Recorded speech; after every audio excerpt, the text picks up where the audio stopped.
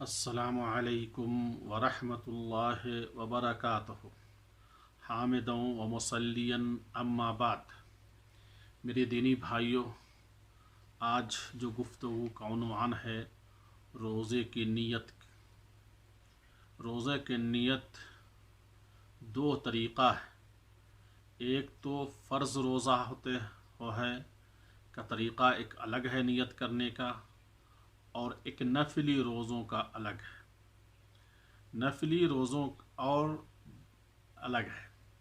اصل میں نیت یہ عربی لفظ ہے جس کا معنی قصد اور ارادہ کے ہوتا ہے، اور قصد و ارادہ انسان دل سے کرتا ہے، اپنے دل سے ایک نیت کرتا ہے، قصد کرتا ہے، ارادہ کرتا ہے، ایک عزم مصمم کرتا ہے کہ ہم فلاں کام کریں گے، وہی نیت ہے۔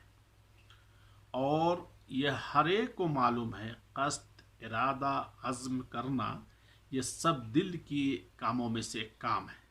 گویا کہ عبادت کے لیے نیت کرنا دل سے کرنا ہے، زبان سے تلفظ ادا کرنا یہ ہمارے نبی صلی اللہ علیہ وسلم سے ثابت نہیں۔ پہلے جو فرض ہے، فرض روزہ جو رمضان کا روزہ ہے اس کے لیے، یا نذر کا روزہ ہے اس کے لیے، یا کفارات کا روزہ ہے اس کے لیے، یا رمضان کا قضا ہے اس کے لیے، دو طرح سے آپ نیت کر سکتے ہیں۔ رمضان کا روزہ چاند دیکھنے کے بعد آپ نیت کر لیتے ہیں کہ انشاءاللہ پورے رمضان دل کے ارادہ، زبان سے ادا نہیں کرنا ہے، دل کے ارادہ کر لیتے ہیں دل سے کہ پورے رمضان کا روزہ رکھیں گے، تو یہ کافی ہے آپ کا پورے رمضان کے لیے۔ لیکن اگر بیچ میں منقطع ہو گیا، روزہ ٹوٹ گیا کسی عذر شرعی کی وجہ سے، مثلا آپ نے سفر کر لیا اور سفر کی وجہ سے روزہ چھوڑ دیے، تو پھر تجدید نیت کرنی ہوگی جب سے روزہ شروع کریں گے۔ یا دوسرا طریقہ ہے کہ ہر روز کے لیے الگ الگ نیت کریں۔ آپ رات کے پہلی رات میں، یا وسط رات میں، یا آخر رات میں طلوع فجر سے پہلے نیت کر لیں، آپ کا روزہ ہو جائے گا۔ اس لیے اس میں کوئی شک نہیں ہے، اور مشہور حدیث ہے کہ انما الاعمال بالنیات، سارے عملوں کا دار و مدار نیت پر ہے۔ اس لیے نیت کے اس میں کوئی شبہ نہیں ہے کہ کسی بھی عبادت کے صحیح ہونے کے لیے شرط ہے نیت۔ اور اگر نیت زبان سے ادا کرنا رسول صلی اللہ علیہ وسلم سے ثابت نہیں ہے، بلکہ دل اور کے قصد اور ارادے کا نام ہے۔ تو معلوم یہ ہوا فرض روزوں کے لیے، یعنی رمضان کا روزہ، قضا کا روزہ، نذر کا روزہ، کفارات کا روزہ کے لیے آپ کو رات میں کے کسی بھی حصے میں فجر طلوع سے پہلے نیت کر سکتے ہیں۔ دوسرا، نفلی روزوں کے لیے نیت جو ہے تو آپ صبح میں بھی کر سکتے ہیں، کوئی چیز کھانے سے پہلے، کیونکہ مائی عائشہ رضی اللہ تعالی عنہ کی حدیث مشہور ہے ان النبی صلی اللہ علیہ وسلم دخل علیہ ذات یوم فقال هل عندکم شیء، کہ نبی اکرم صلی اللہ علیہ وسلم ایک روز آپ کے ہاں تشریف لاتے ہیں، پوچھتے ہیں تم لوگوں کی تمہارے پاس کچھ کھانے پینے والی چیزیں؟ قالت لا، کہتی ہے مائی عائشہ رضی اللہ تعالیٰ کہ نہیں۔ قال فانی اذا صائم، تو اللہ کے رسول صلی اللہ علیہ وسلم فرماتے ہیں تو میں روزہ رکھ لیتا ہوں۔ یہ دن میں ہوا، تو معلوم ہوا کہ کوئی چیز کھانے سے پہلے، صبح اٹھنے کے بعد کھانے سے پہلے، پینے سے پہلے اگر آپ روزہ کی نیت کر لیتے ہیں نفلی روزہ کا، تو آپ کا روزہ مکمل ہو جائے گا۔ یہ مسئلہ ختم۔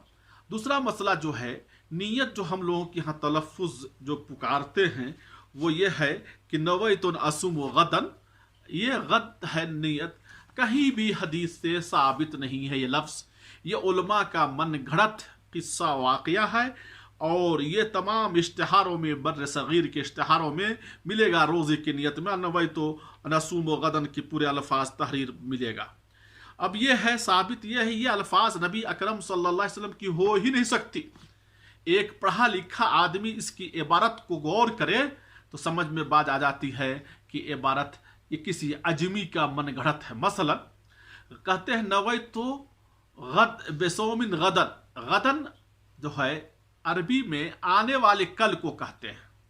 مثلا آج جو ہے، اور عربی میں مغرب کی نماز اذان سے لے کر سورج غروب سے لے کر آنے والے دن میں سورج غروب ہونے تک کا دن ہوتا ہے. اسی لیے جب چاند نکلتا ہے تو تراویح شروع کرتے ہیں، چاند نکلتا ہے تو تراویح بند کر دیتے ہیں، اس لیے کہ وہ عید کے دن میں ہم داخل ہو گئے.